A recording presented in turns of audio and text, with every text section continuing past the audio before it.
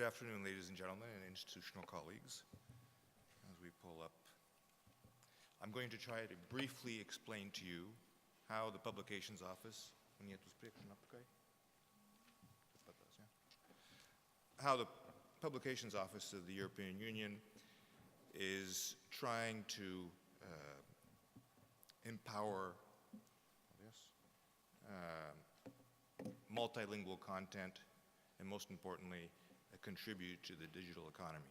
So we're much more a user of many of the technologies that have been used today.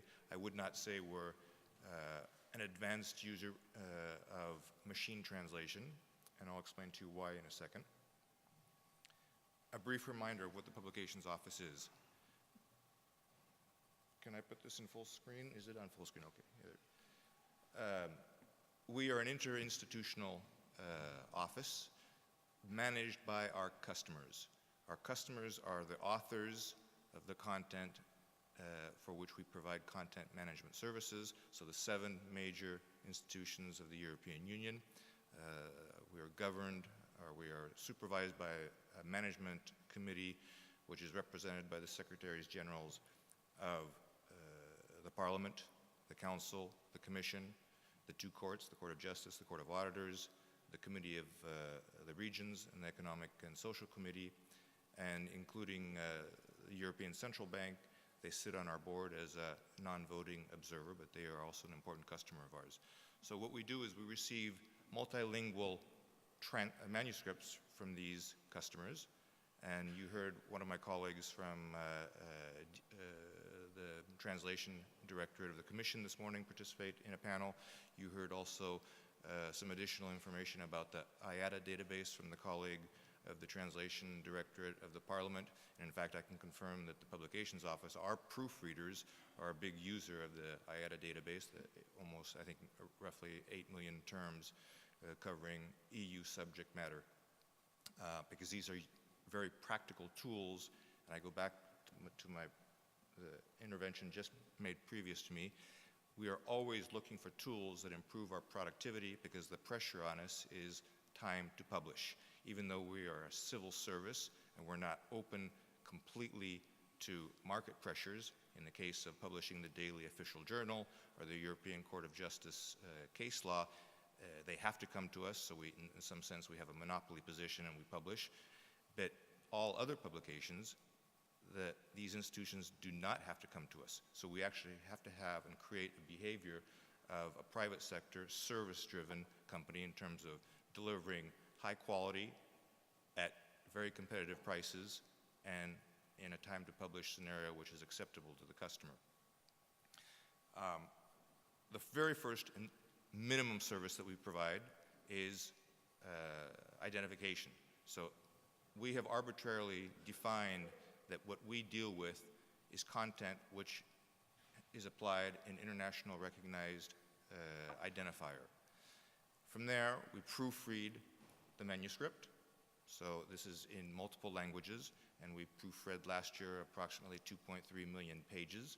The good news is, in this era when people think about multilingualism maybe stagnating or even declining, we actually see an increase in the last 5 years. Every year there's been an increase in the number of pages and linguism. Effectively, someone was trying to call me just now. They had a question before I've completed. So to go back to the point is that we do see an increase in multilingualism, and we see that as a very positive step. After we have provided the services of layouting and design to the publication, be it an ebook, be it an app, be it simply a web-based PDF, or be it still a traditional paper version, we do a final proofreading concept pass-through to make sure that the product that actually goes out and is disseminated meets the quality levels that we want to impose.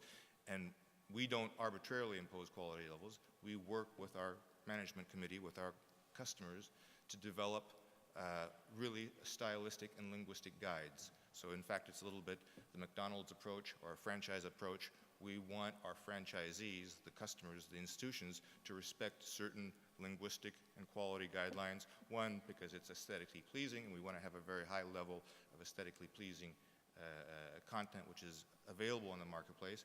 But secondly, also to avoid, in the case of linguistic mishaps, diplomatic snafus. If something is referred to, which is a very politically sensitive part of the world, and it's referred to in a possibly politically incorrect manner.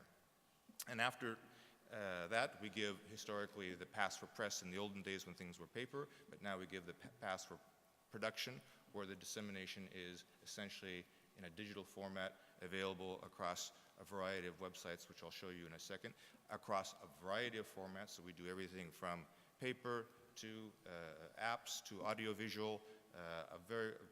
We try to ensure a complete cross-media offer of formats to our customers that are in line with market tendencies. And what I like on the bottom right-hand side of the slide is the cash register, because I like to remind myself we've changed tremendously in as little as 1 decade. A decade ago, most of our publications were fee-based. At that time, it was fee-based, but with really the drive to open by default and the Commission's public sector information reuse policy, which is under the mandate of my colleague Marta from DG Connect, we really support that policy. And today, I would say it is really the rare exception when you find something in one of our dissemination networks which is paid. Nonetheless, a number of people have talked about this today. We really struggle with this issue. Is the internet a tool for language imperialism? I mean, is globalization driven only by English? And most importantly, I think one of my colleagues mentioned it just a few minutes earlier, what is the risk of disenfranchising the populations of the EU member states if everything becomes mono or limited language versions? So we struggle with that every day. It's not just the Publications Office, but our authors struggle with that every day.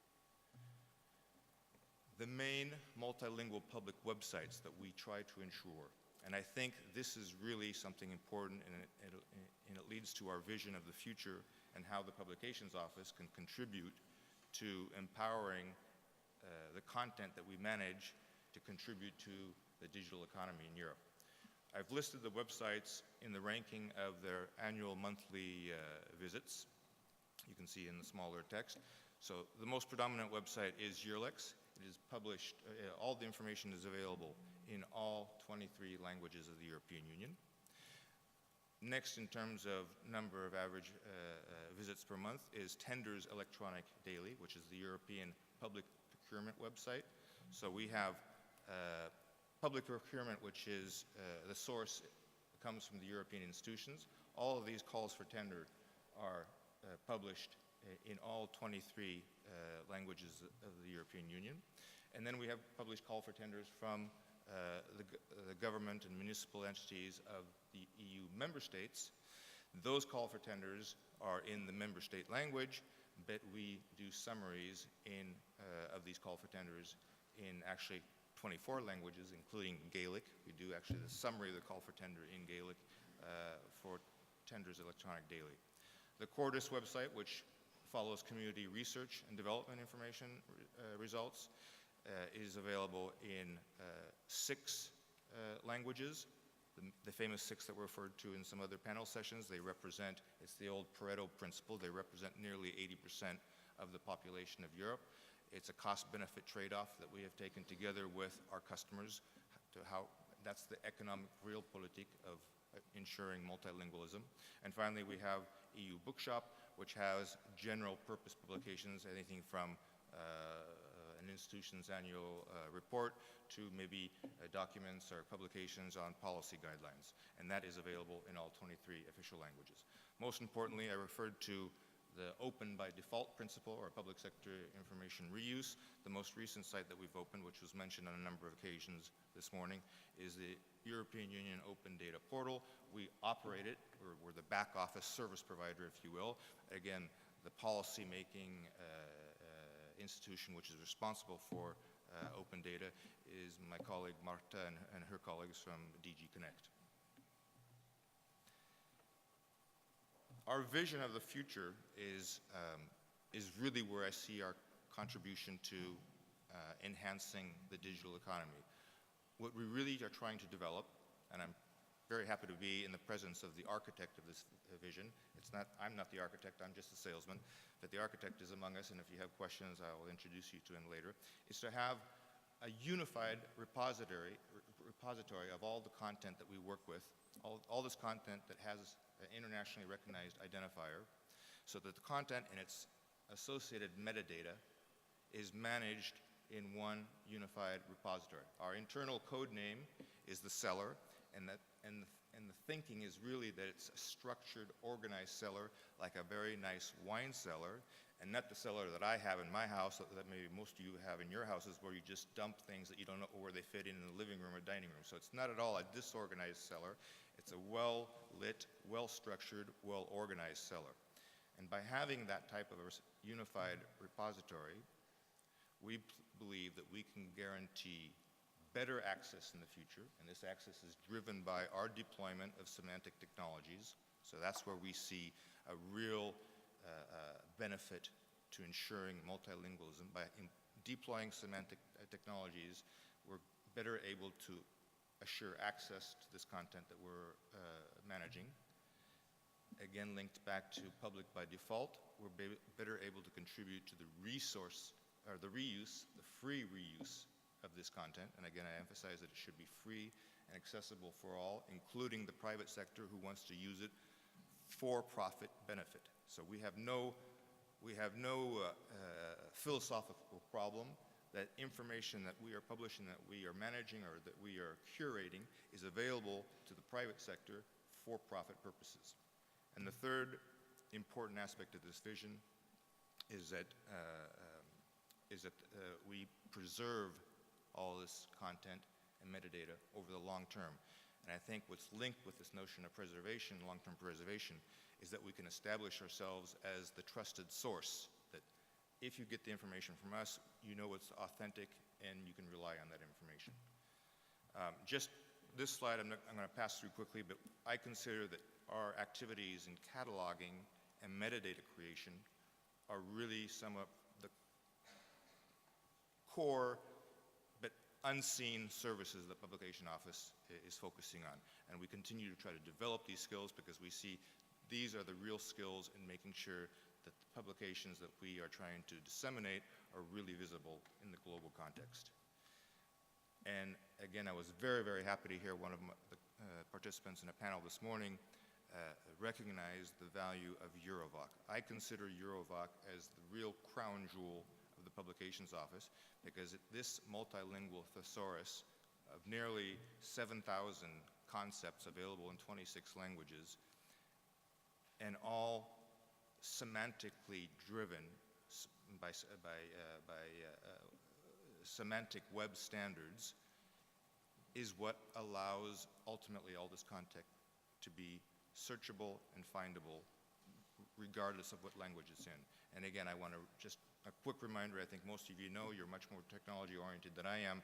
The reason why these standards, these semantic standards are so important is that it allows all this content in our cellar to be machine searchable. And I think, again, numerous panelists have expressed the notion that what is the advantage of having it being machine readable? It just exponentially explodes your dissemination and your visibility possibilities, which do not exist in the visual world.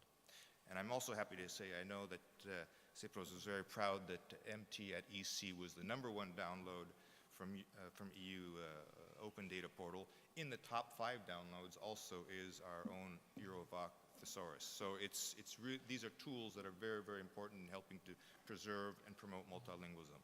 These are just some screenshots of the Eurovoc site, which I won't bother to go into, and I will conclude really with some of our future challenges. One, we are continuously looking at deploying more and more language technologies. I think I can only reiterate what my predecessor just said. For me, as budgets are going down, we need to find every tool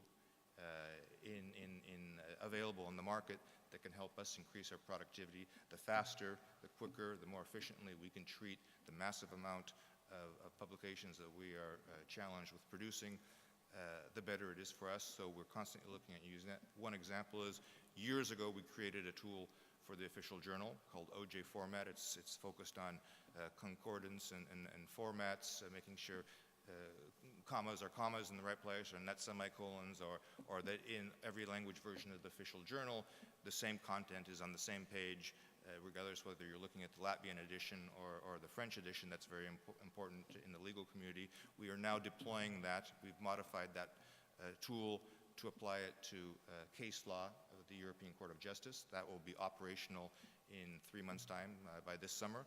And we continue to look at whether this tool could also be of help in increasing the productivity of the far more unstructured general publications. We continue to work to simplify access to law. And most importantly here, the Publications Office is also the coordinator for the European Legislation Identifier. I think there was an analogy to building bridges between islands this morning. And for us, it's the same concept. The European Legislative Identifier is a manner to build a bridge between European legislation and member state legislation.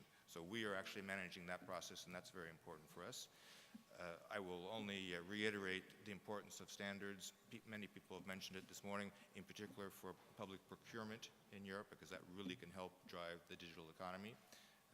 So in conclusion, the Publications Office, what we're really trying to do is evolve from being a traditional publisher of content and its associated metadata to being really a content aggregator. And we're doing that by, we have just launched our new Publications Office portal. And again, the advantages of the portal is not so much an advantage to the outside world, but it's driven by these budgetary pressures to decrease costs. One single portal that gives a vision into our unified repository is much more cost efficient than having the authentication and analytics services that exist individually in the Yearlex or TED or EU Bookshop or other sites. So that's the vision that we have in terms of moving forward. I hope I've been able to give you a little bit of an impression of what we're trying to do as European civil servants to get information out to the member states. Thank you for your attention.